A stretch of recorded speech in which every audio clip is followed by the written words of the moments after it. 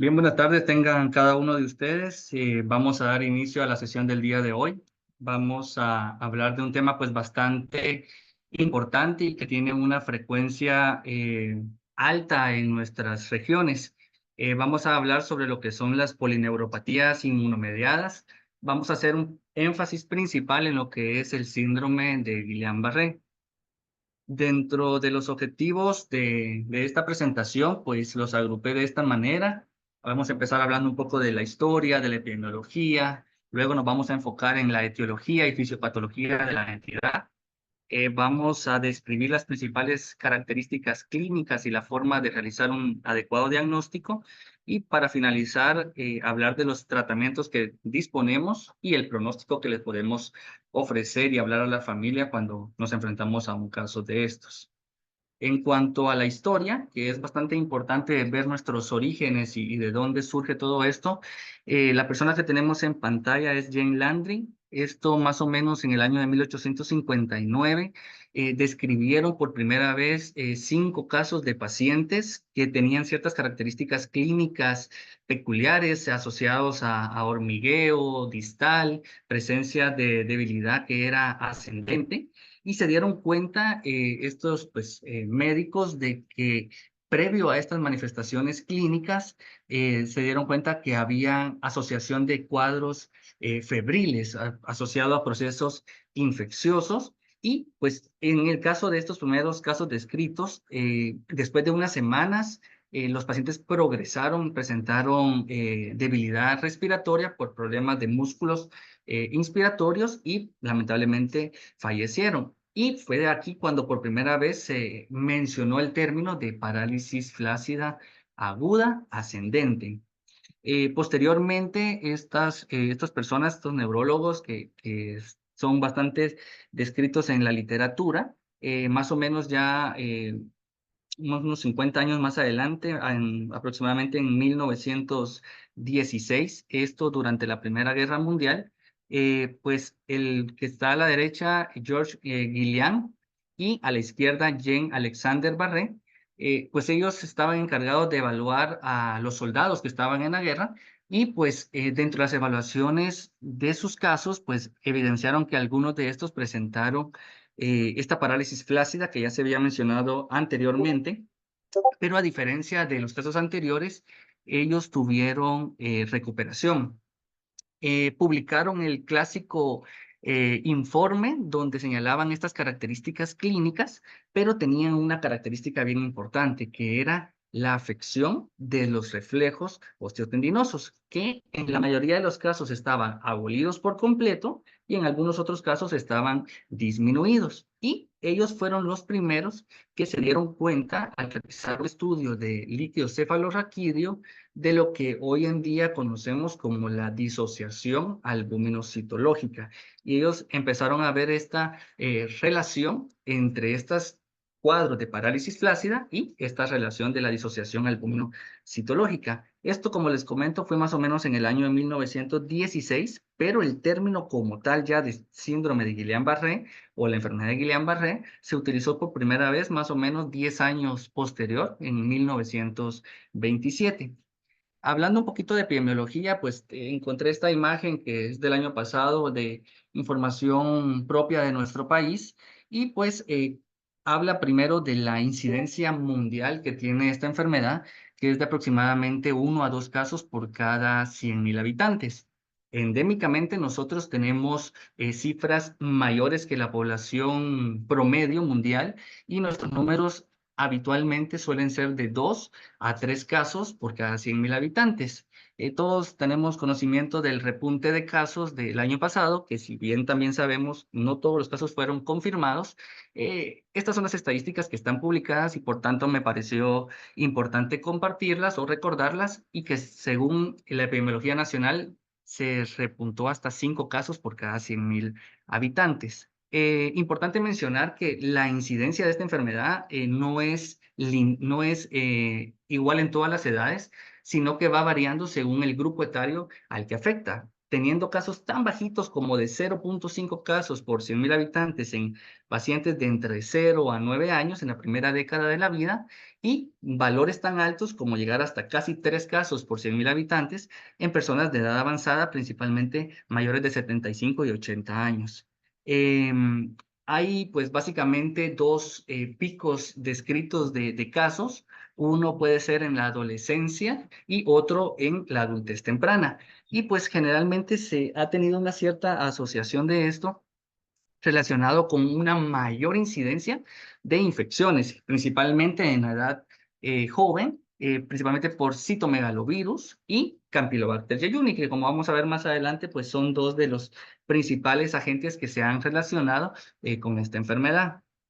Brevemente, y no pretendo leer todo esto, pero esto es una representación de cómo afecta a nivel mundial esta enfermedad, y lo que más nos compete, América, pues en Canadá es una relación similar a 1.78, cerca de 2 casos por cada 100.000 habitantes. En Estados Unidos un poquito más alto, 2.2.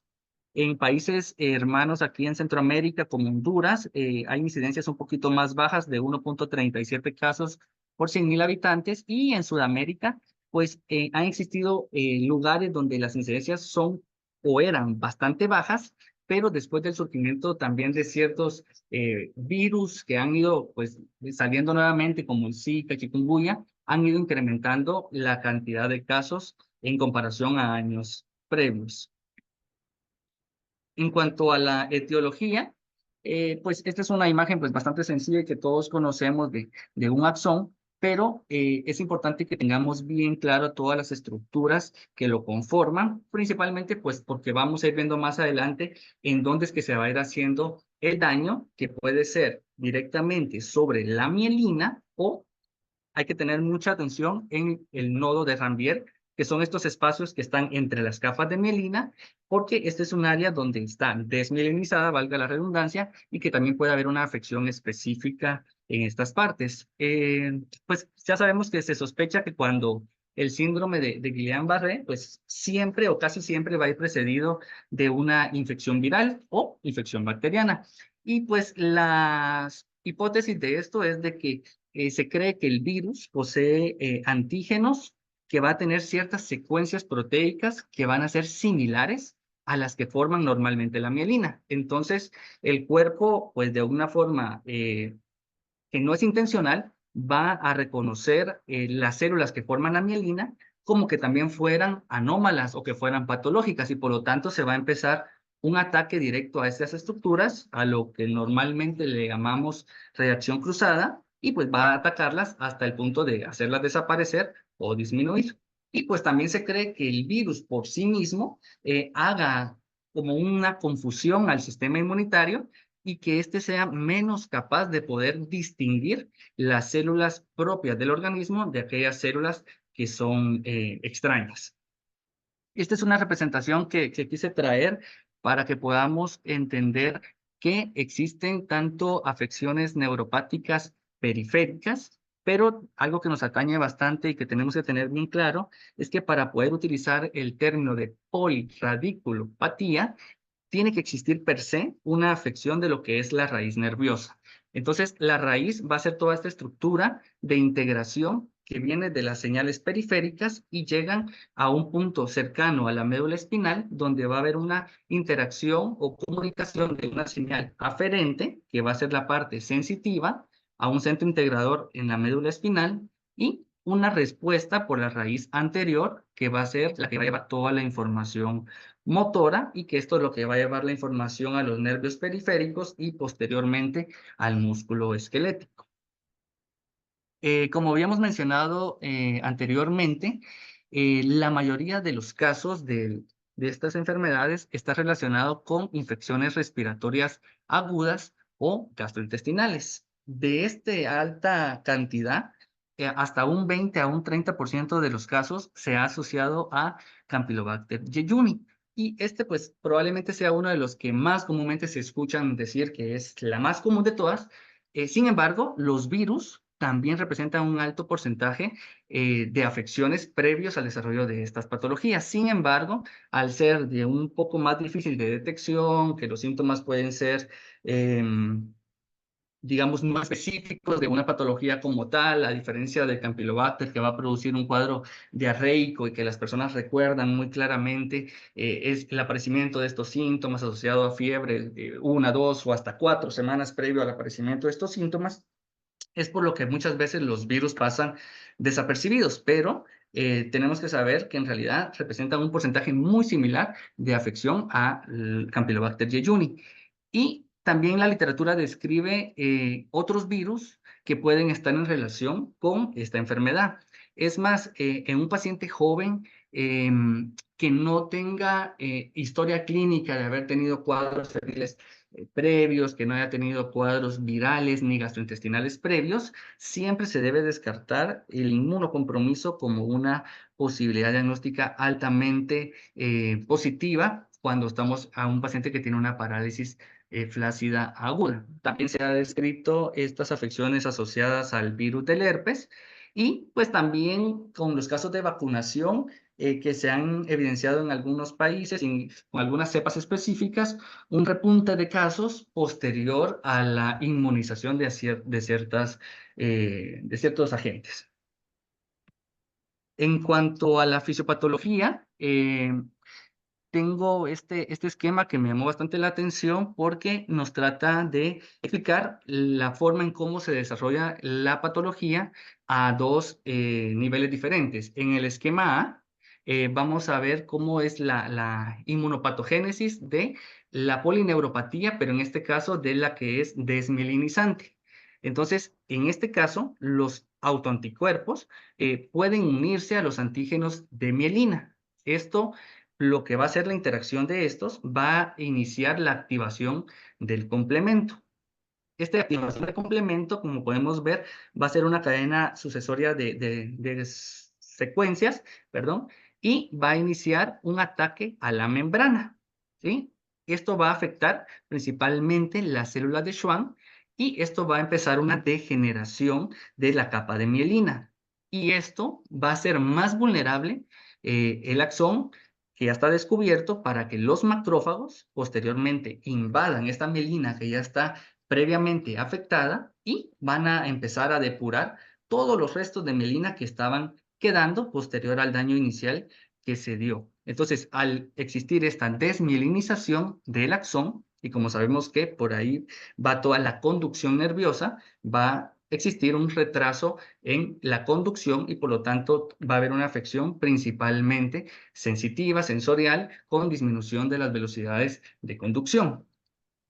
Ahora, en el panel B, en la parte de abajo, esto pues nos va a hablar de la patología, pero principalmente de la afección axonal motora. Entonces, hay que ponerle mucha atención a lo que habíamos hablado anteriormente, que era el nodo de Rambier. Entonces, el nodo de Rambier, como dijimos, es esta estructura que está entre las capas de mielina. Entonces, los axones mielinizados van a tener 4 regiones funcionales.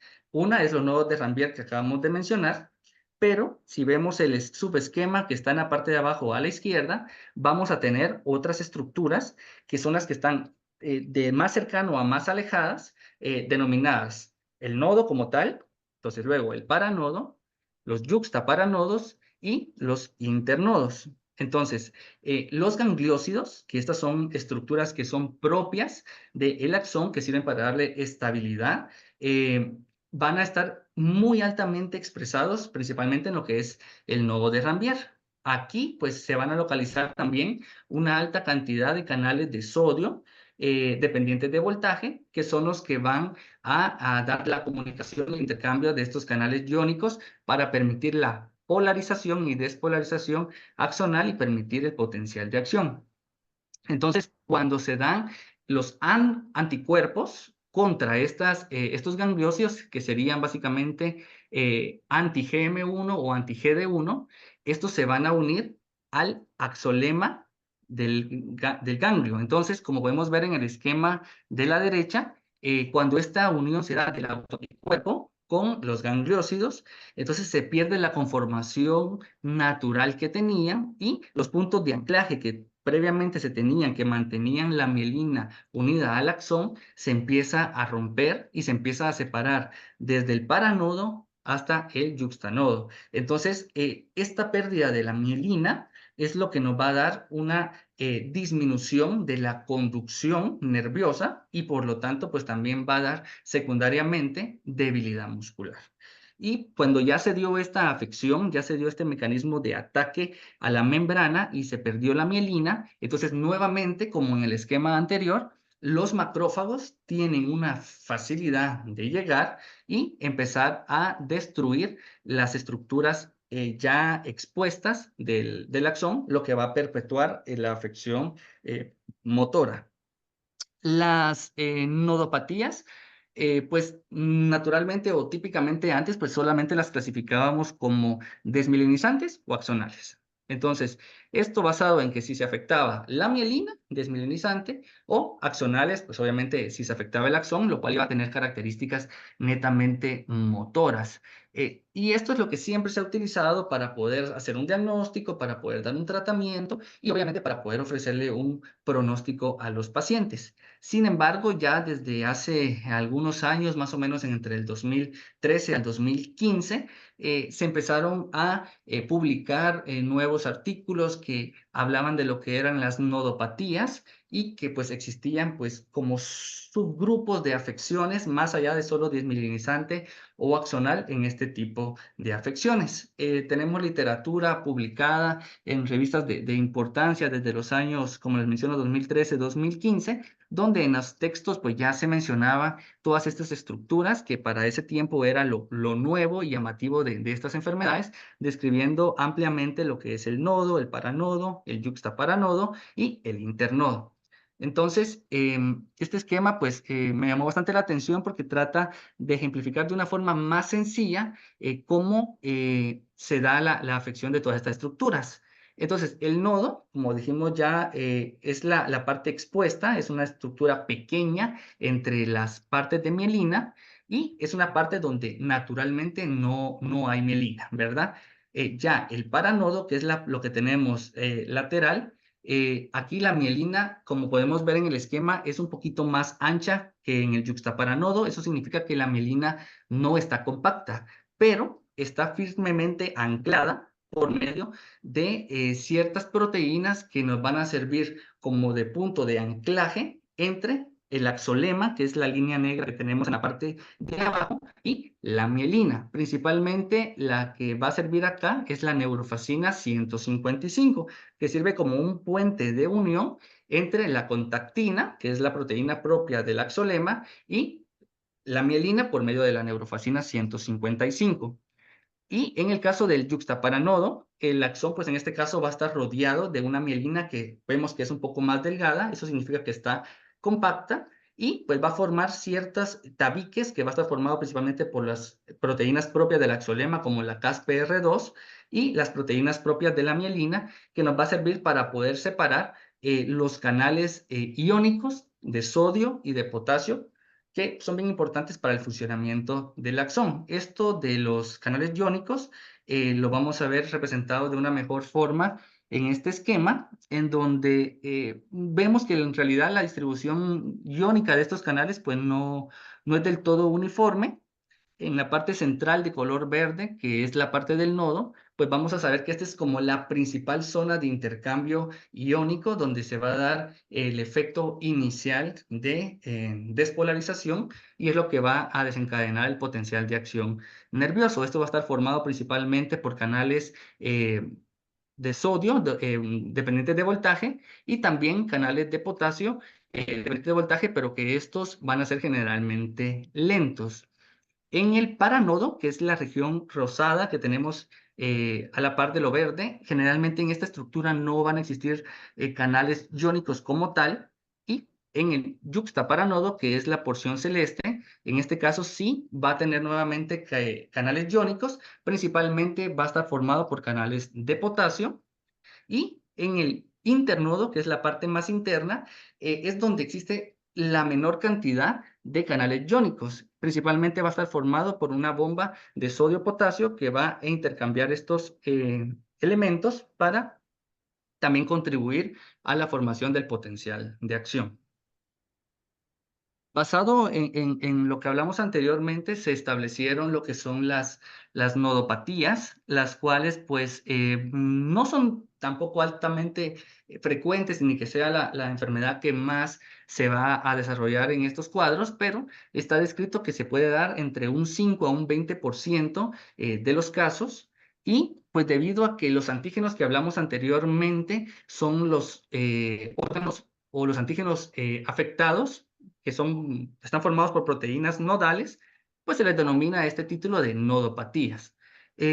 Como podemos ver en este esquema, tenemos dividido en 4 cuadrantes y en el centro vamos a tener ciertas características que van a ser comunes a todas las nodopatías.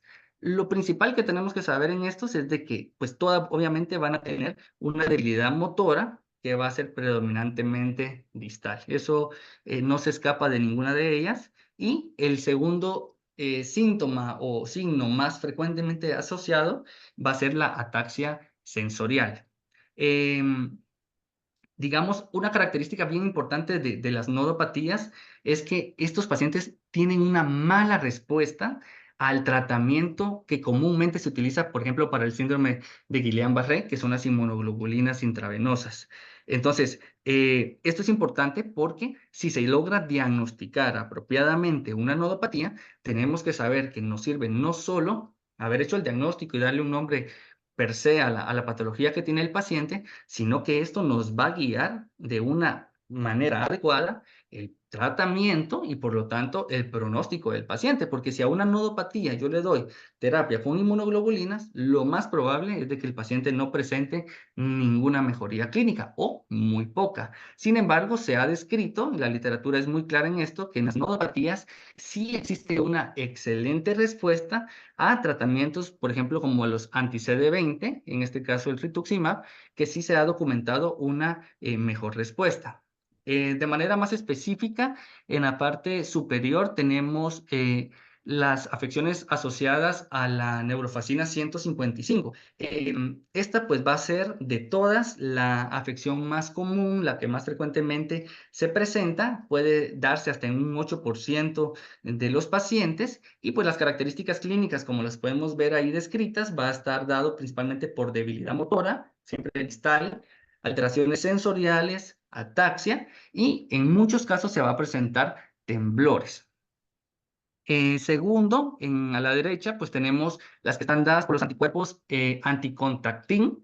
Estas pues son muy poco frecuentes, se dan entre el 2 a 3% de los casos y generalmente se va a dar en personas que son un poquito más grandes, entre la quinta y sexta década de la vida, en relación a las otras que se dan principalmente en adolescencia o en adultez temprana. Las características clínicas en este grupo pues, van a ser muy similares a otras polineuropatías y puede estar relacionada en muchas ocasiones con cuadros de afecciones renales, principalmente está escrito en estas el síndrome nefrótico y hay afección axonal, o sea, hay pérdida motora muy importante. Luego, abajo a la izquierda tenemos las que están asociadas con el CASPR1. Estas son las más infrecuentes de todas, puede ser entre el 0.5 y el 1% de estas patologías. Y pues las características clínicas que van a estar dadas a esto, va a haber debilidad motora, como en todas, como ya hemos dicho, puede haber ataxia sensorial y una característica importante es el dolor neuropático. Es un dolor diferente al dolor neuropático que escuchamos frecuentemente, sino que es un dolor que no responde al tratamiento habitual, sino que el dolor se va a ir disminuyendo cuando administramos el tratamiento específico, como lo puede ser el anti-CD20. Y a la derecha, pues tenemos las que son asociadas al PAN-NF, que significa que va a afectar todos los tipos de neurofacina. Tenemos 3 tipos principales, la NF155, la NF186 y la NF140. Al ser esta una afección de tantas estructuras y proteínas importantes, pues esta es la que tiene el peor pronóstico. Empieza con una afección de tetraplegia que es tanto sensitiva como motora, tiene síntomas autonómicos y pues va a tener en la mayoría de los casos un desenlace fatal. Para nuestra suerte, pues es una de las que también se presenta en menor incidencia y por lo tanto no nos vamos a enfrentar tan habitualmente a este tipo de afecciones. En cuanto al cuadro clínico, pues saber de que los síntomas generalmente empiezan 2 a 4 semanas posteriormente a una infección respiratoria o gastrointestinal. Esto ya lo mencionamos anteriormente.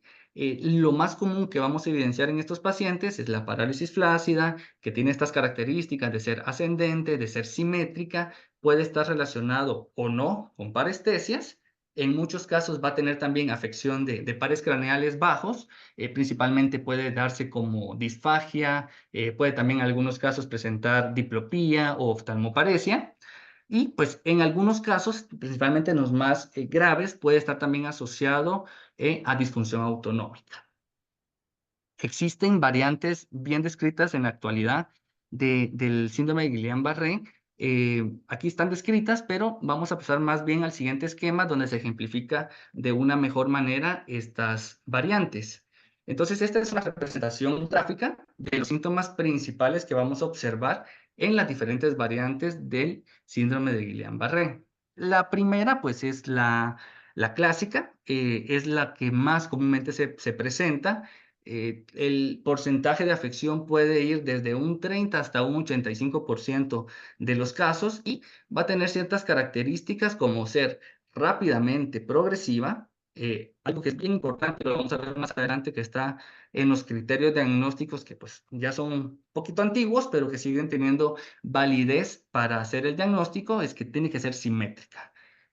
Puede que en el inicio no se dé totalmente simétrica, pero si es únicamente asimétrica, nos tiene que hacer sospechar de que puede ir por otra patología. Pero la característica descrita es que sea progresiva, simétrica y que tenga afección en los reflejos osteotendinosos. Pueden estar abolidos por completo, arreflexia, o puede presentarse con hiporreflexia.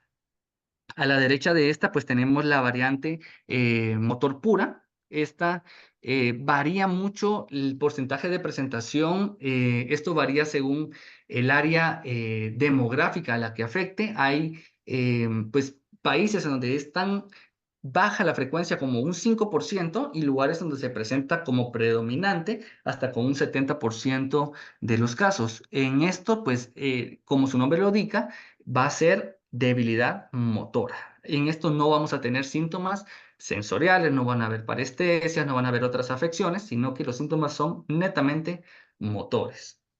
Luego tenemos la variante paraparética, pues que también su nombre pues, se dice por sí solo, va a afectar únicamente a los miembros inferiores. El porcentaje de afección no es tan alto, puede estar entre un 5 a un 10% de los casos.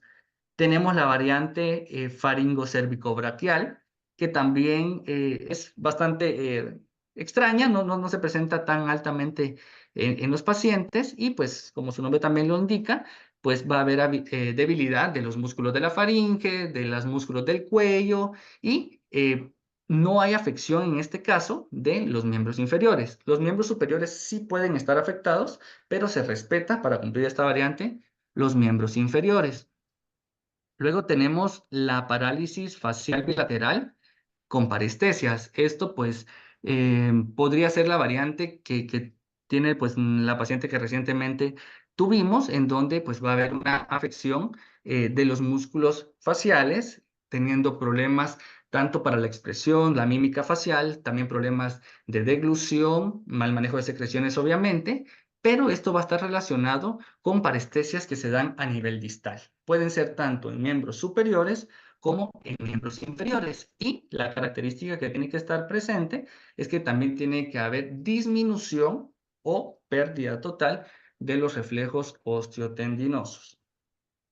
Seguimos a la derecha con la sensorial pura. Esta es una de las más raras de todas las presentaciones clínicas es muy raro que se dé y pues generalmente la literatura lo describe como que se da en menos del 1% de todos los casos y pues en este caso no va a haber ningún tipo de déficit motor, no que netamente sensitivo. Luego tenemos la variante de Miller-Fisher, que también es relativamente habitual entre los casos, no tanto como la clásica, pero sí se puede dar hasta en un 25% de los pacientes y pues va a tener la tríada clásica que todos conocemos de oftalmoplegia, de ataxia y arreflexia.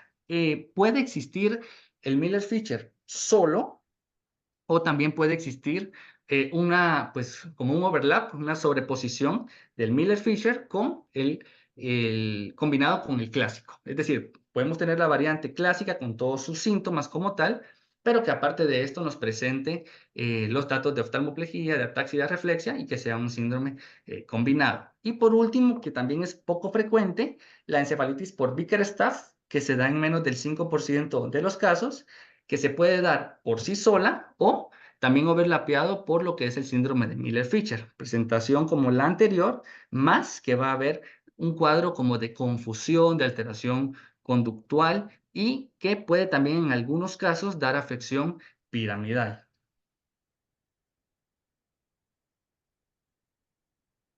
Es importante también mencionar una variante que se ve con bastante frecuencia en nuestros pacientes, en nuestra población, que es la variante AMAN, que pues, sería básicamente la variante motora. Este esquema me pareció bastante interesante porque ejemplifica de una manera sencilla la forma en cómo se da esta afección.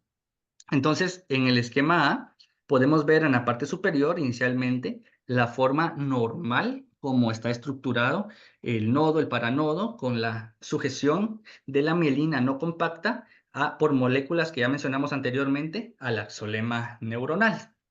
Sin embargo, cuando se llega a dar los depósitos de los anticuerpos que mencionamos anteriormente, estos van a activar pues la cascada del complemento y esto va a ocasionar que se pierda esa conformación de sus contenidos y la mielina se empiece a desanclar. Entonces podemos ver cómo el espacio del nodo se va haciendo más ancho y en la parte más abajo, pues vemos que se pierde casi por completo toda la fricción que estaba cubierta por el paranodo y el juxtaparanodo. Obviamente, al este espacio ser virtualmente mucho más amplio de lo que debería de ser, esto pues ya no permite la conducción saltatoria normal que se debería de dar y por lo tanto, tanto la conducción sensorial o de la velocidad de conducción como la pérdida de la función motora, pues se va a ver afectada en este momento.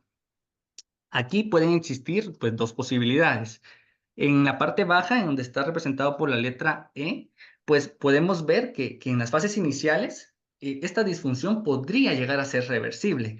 ¿Cómo podría llegar a ser reversible? Si el ataque a la membrana se limita, si ya no se dan pues repetidamente, el cuerpo tiene la capacidad de volver a hacer esos ensamblajes a nivel del nodo para nodo y volver a unir la capa de mielina con el axolema para nuevamente dar la conducción saltatoria que es lo habitual. Sin embargo, si esta injuria o esta afección por medio del anticuerpo se mantiene de forma sostenida, entonces esto pues ya va a ser degenerativo y pues ya no va a haber reversión y es cuando los pacientes pues, van a manifestar estos síntomas de una forma pues prolongada. Importante tener en cuenta los diagnósticos o los criterios diagnósticos que estos fueron dados por Ashbury y Courtland desde el año 1990 y pues ellos lo clasifican como los que son requisitos, los que apoyan fuertemente, perdón, los que se oponen al diagnóstico o nos deben de hacer pensar en otras posibilidades. Y por último, nos hablan un poco de algunos estudios de apoyo de electroconducción que nos pueden ayudar a apoyar esta entidad. Entonces, los que son requeridos netamente para hacer el diagnóstico es una debilidad progresiva que tiene que darse en más de una extremidad. Y como segundo criterio absoluto, la presencia de arreflexia o hiporreflexia. Eso tiene que estar presente. Ahora, algunos hallazgos que nos apoyan fuertemente, es decir, que tenemos la sospecha y si tenemos presencia de estos, pues nos hacen tener más seguridad de que estamos en esta entidad, es de que la progresión de los síntomas se dé en un periodo de tiempo entre 2 y 4 semanas. Luego, lo que habíamos mencionado, la simetría, es otro de los hallazgos que es bastante importante que esté presente para que estemos más seguros de que estamos ante esta entidad. Puede haber o no síntomas sensitivos. Lo más común es de que se den ambos, tanto síntomas motores como síntomas sensitivos. Puede haber también afección de los nervios craneales, principalmente aquellos que son encargados de la expresión facial. Y pues obviamente pueden darse en algunos casos, como mencionamos antes, disautonomías, aunque esto no se da en todos los casos, aproximadamente solo en el 50%, y principalmente en aquellos que tienen como un componente de mayor severidad y puede estar asociado con dolor. Ahora, hallazgos que se oponen al diagnóstico clínico, es decir, tengo que pensar, si tengo estos, en buscar otros diagnósticos diferenciales, porque puede que no esté del todo seguro que sea este diagnóstico. Entonces, la presencia de fiebre en el momento en el que se está presentando esta sintomatología. Sabemos que debe haber fiebre o generalmente hay fiebre, pero por historia, 2, 3, 4 semanas antes del inicio de los síntomas. Pero si la fiebre la presenta en este momento, hay que tener precaución. En el análisis del líquido cefalorraquídeo, la presencia de pleocitosis importante, generalmente más de 50 células, también es un hallazgo que nos puede hacer pensar que estemos frente a otra afección. La asimetría, que sea persistente, es decir, puede, como les menciono, que empiece un paciente con afección en una extremidad, pero lo esperado es de que con el paso de las horas o días también se presente en la extremidad contralateral. Si esto no sucede, hay que tener un poco de cuidado. La progresión lenta y que no afecte a músculos respiratorios. Pues obviamente debe haber progresión, pero la progresión del Guillain-Barré es un poquito más agresiva, va avanzando en cuestión de horas a días, va siendo ascendente y no se retrasa tanto en una sola extremidad. Y pues también tenemos los estudios de apoyo que pueden ser útiles, pero que no van a ser necesarios para el diagnóstico. Y pues eso vamos a ver un poquito más adelante. Otros criterios que también son importantes y están descritos son los criterios de Brinton. Aquí pues nos ayudan a clasificarlos según nuestro nivel de certeza, que pues este nivel 1, que es la certeza más grande, nivel 2 intermedia y nivel 3 una certeza pues un poquito más leve. Los primeros que voy a mencionar deben estar en todas para poder tener como por lo menos la certeza mínima. Por ejemplo, debilidad bilateral y flacidez de los miembros, los reflejos que tienen que estar afectados o ausentes. La enfermedad tiene que ser monofásica, es decir, es una sola presentación, no es como que aparece, se quita, vuelve a aparecer, no, sino que es una sola presentación y la ausencia de diagnósticos alternativos, o sea, que no exista otro diagnóstico más probable para la enfermedad que estoy tratando. Si yo tengo esos, yo estoy en un nivel 3 de certeza diagnóstica, la cual pues me dice que es baja. Si tengo esos 4 parámetros, pero además yo documento la presencia de la disociación albúmino-citológica, que pues ya sabemos que existe elevación de proteínas, sí, que exista una elevación importante de pleocitos, pues ya me da un nivel de certeza 2. Y si además de la disociación albumocitológica yo presento datos que vayan de la mano electrofisiológicos, que sean compatibles con el síndrome de Guillain-Barré, pues entonces ahí donde yo tengo la certeza de primer nivel, que es la más fuerte, y pues obviamente apoya a que estoy ante esta patología. En cuanto al diagnóstico, pues tenemos 4 cosas que nos pueden servir, pero tengo que mencionar nuevamente que el diagnóstico es netamente clínico. Entonces, las pruebas son complementarias, son de apoyo, son útiles porque sí nos tenemos que apoyar en ellas, pero no podemos perder que la parte es netamente clínica. Entonces, en cuanto al líquido cefalorraquídeo, ya lo mencionamos, la disociación albúmino-citológica es la característica más importante y pues ya está descrita. En cuanto a los estudios de velocidad de conducción, cuando ya tenemos la certeza del diagnóstico, nos ayuda a poder clasificarla entre sus diferentes variedades, como mencionamos anteriormente. O si estábamos en un nivel 2 de certeza, nos permite ahí llegar a tener un poquito más de nivel de evidencia. La resonancia magnética cerebral, esta no la tenemos que pensar en ningún momento como un parámetro directo de apoyo para el diagnóstico. ¿Por qué lo coloqué? Porque esto nos sirve para descartar otros diagnósticos diferenciales. Si yo tengo dudas de que si puede ser esto u otra patología y la resonancia me puede servir para confirmar o descartar estos diferenciales, entonces es ahí donde yo tengo que hacerla, pero tampoco es un parámetro de rutina que se debe realizar en esta patología. Y los anticuerpos que nos van a ayudar pues, a confirmar la etiología, principalmente que sea inmunomediada. Aquí podemos mencionar como los antigangliosios, que los vamos a describir brevemente más adelante, como también parámetros de apoyo que pueden ser complementarios. Esta es una tabla hablando de la parte de electrodiagnóstico, que pues son los criterios que están propuestos para apoyar fuertemente que estamos ante esta patología. Pues lo principal que quiero mencionar es de que las latencias generalmente deben de estar altas. Esto pues obviamente por la fisiopatología que hablamos de la pérdida de la capa de mielina, lo que va a hacer que la conducción obviamente sea más lenta. Y el criterio para decir que sí está presente es de que la conducción sea un 125% más alta, o sea, que sea más lenta la conducción del valor normal.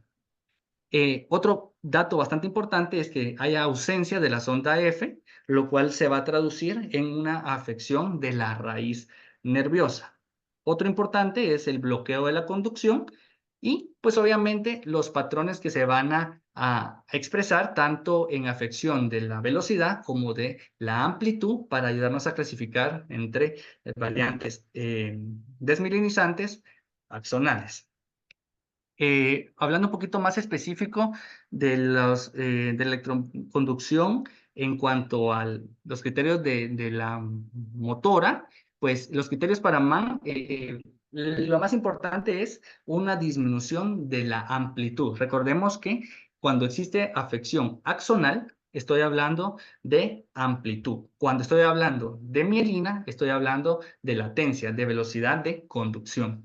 Y este esquema me llamó bastante la atención porque se me hizo bastante entendible que, por ejemplo, si yo empiezo a evaluar con la estimulación a nivel eh, proximal, a nivel de muñeca, pues yo veo un impulso axonal representado en esta gráfica por una curva bastante prominente. Sin embargo, cuando yo me voy alejando más distalmente por el codo o en la parte alta del antebrazo, vemos que la amplitud va disminuyendo. Entonces, esto pues nos da un dato bastante contundente de que la conducción en la amplitud, o sea, por defecto a nivel axonal, está afectado y por lo tanto cada vez está siendo más bajo la amplitud de estas afecciones.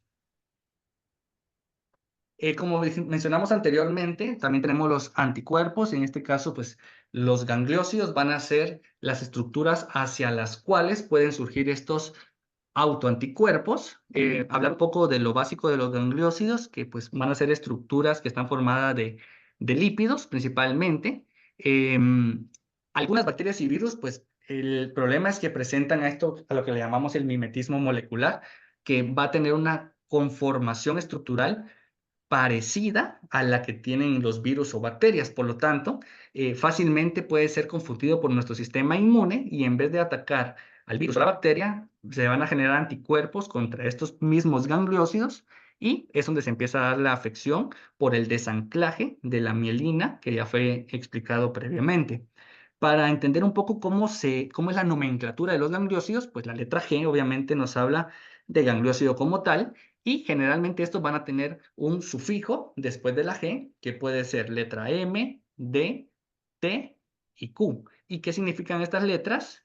Van a significar mono, di, tri o tetra ceramidas. Es decir, si tienen desde una hasta 4 grupos de ceramidas unidos a este ácido graso.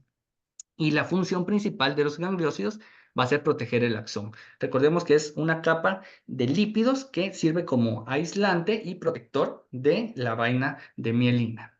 Entonces, pues no voy pues a leer todo esto porque se haría un poco tedioso, pero estos son los principales anticuerpos descritos. Estos son los que están asociados principalmente con afecciones desmielinizantes. Solo a manera de ejemplo, pues se mencionan algunas relaciones, como por ejemplo el GT1A, que está asociado con la variante faringocervicobraquial. Cuando se da la CASPR1 puede estar más presente en lo que es CIDP, aunque también se puede dar en AIDP. Sin embargo, pues tenemos una expresión de anticuerpos que ya están estudiados y relacionados con ciertas patologías más específicas. Aquí tenemos otro cuadro, pero este está enfocado en los que son anticuerpos antigangliósidos contra o sea, que está asociado con las afecciones motoras. En esto sí quiero recalcar, por ejemplo, el GD1A, porque eh, que es el que está asociado con la variante AMAN, y hago la salvedad porque ya han habido estudios tanto en América y hay uno muy importante en China, donde del 100% de los pacientes que tuvieron características clínicas de un AMAN, hasta en un 60% de ellos se encontró anticuerpo anti-GD1. Entonces, este sí es un poquito más específico y que cuando lo veamos, pidamos nuestras pruebas de antigangliósidos en el hospital y tengamos el anti-GD1 positivo, tiene una alta probabilidad, no es el 100%, pero sí una alta probabilidad de que estemos con un paciente que tenga una variante AMAN. Hablando un poquito del tratamiento, pues voy a ser un poco breve en esto porque ya esto es basado en evidencia y ya está descrito las cosas que debemos de hacer.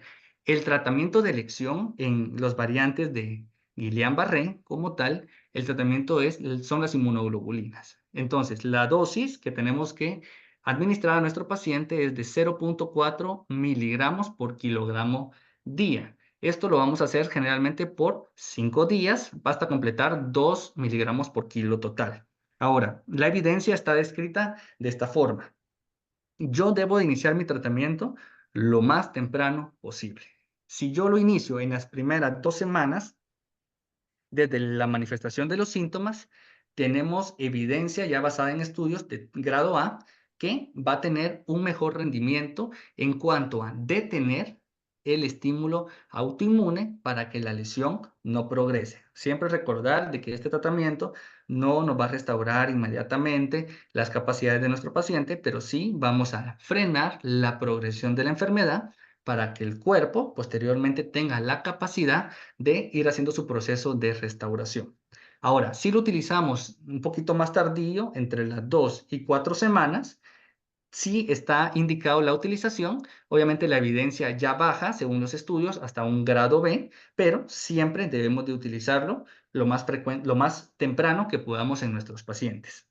Otro tratamiento descrito, pues es la plasmaféresis, lo cual pues ya sabemos que consiste pues en separar los glóbulos blancos y los glóbulos rojos del plasma y pues vamos a devolver por medio de este equipo las células al organismo, pero no el plasma, que es donde se sabe que están estas moléculas de afección y entonces estas las vamos a ir retirando del organismo. Y la plasmaféresis también tiene evidencia grado A. Entonces, si las dos tienen evidencia grado A, ¿cuál debo de utilizar? La respuesta real es cualquiera. Sin embargo, debemos de saber que para poder elegir un tratamiento yo tengo que tratar de eh, tengo que elegir aquel que me ofrece una menor cantidad de efectos adversos o de posibles complicaciones para mi paciente. También que las inmunoglobulinas son más fáciles de administrar, intravenosas, se pueden vigilar por la presencia o aparecimiento de síntomas, de reacciones asociadas a la infusión. Y son pues, generalmente fácilmente tratables. Sabemos y hemos tenido la experiencia de que en algunos casos pueden darse afecciones importantes de la función renal, etcétera, pero esto no ocurre frecuentemente. En cambio, la plasmaféresis ya incluye la colocación de accesos o dispositivos especiales para poder realizarlo y por lo tanto la posibilidad de una complicación pues, puede existir. Y en el caso de los esteroides, la literatura es clara de que no, o sea, puse evidencia grado A de la no utilización de los esteroides. Entonces, no debemos confundirnos estos apoyados en la literatura actual, no están indicados. Ahora, en el tratamiento de las nodopatías como tal, que como mencionamos anteriormente, estas tienen la característica de que no responden a las inmunoglobulinas. Para estas, sí, los estudios apoyan el uso de corticosteroides. La evidencia de esteroides en este caso no es tipo A, sino que es B, pero sí está descrito que puede ser favorable para nuestro paciente. La plasmaféresis también es utilizable y el tratamiento de elección en las nodopatías confirmadas son los tratamientos anti-CD20 y pues el que más se ha utilizado es el rituximab, que sí tiene la capacidad de limitar la progresión y favorecer la recuperación del paciente. Y en cuanto al pronóstico, para ir finalizando, tenemos ciertas escalas que nos sirven para evaluar a nuestro paciente, pues idealmente desde nuestro primer contacto y pues tratar de predecir la posible evolución que va a tener este paciente, tanto para saber si lo vamos a manejar en una sala de cuidados intensivos, en una sala de cuidados intermedios o en una sala general. También importante, pues para poder dar un buen plan educacional tanto al paciente como a sus familias de pues, la situación en la que se encuentra. Entonces, la escala de EGRIS pues, es una de las más utilizadas. Los parámetros que evalúa son los días entre la que apareció la debilidad y cuando llegó al hospital, si existe debilidad facial o vulvar al momento de la admisión, y la escala de MRC, que pues todos la conocemos, la evaluación de la fuerza muscular segmentaria de extremidades superiores e inferiores, que va de distal, media, de proximal, medio y distal, con escalas de 0 a 5 en cada una, y pues hacemos la sumatoria. El punteo máximo es 60 y pues eso pues obviamente no nos otorga ningún punto a esta escala, y entre más bajo tengamos nuestra escala de MRC, pues obviamente va subiendo la puntuación. Lo importante de la escala es la interpretación. Entonces, si yo tengo al final entre 0 y 2 puntos, yo catalogo a mi paciente como un bajo riesgo. ¿Y eso qué significa? Que mi paciente va a tener una probabilidad tan baja como del 4% de hacerme una falla grave, en este caso una falla pulmonar que me pueda llevar a ventilación mecánica. Y si tengo entre 3 y 4 puntos, ya es un riesgo intermedio, el porcentaje de afección sí se eleva considerablemente hasta casi una cuarta parte de los pacientes, un 24%. Y si tengo 5 o hasta 7 puntos, que es el máximo, tengo una categoría alta y el riesgo de falla ventilatoria es del 65%. Entonces, no es lo mismo tener un paciente con un 4% de riesgo de falla ventilatoria a uno que tenga un 65%. Entonces, esta es la utilidad principal de esta escala.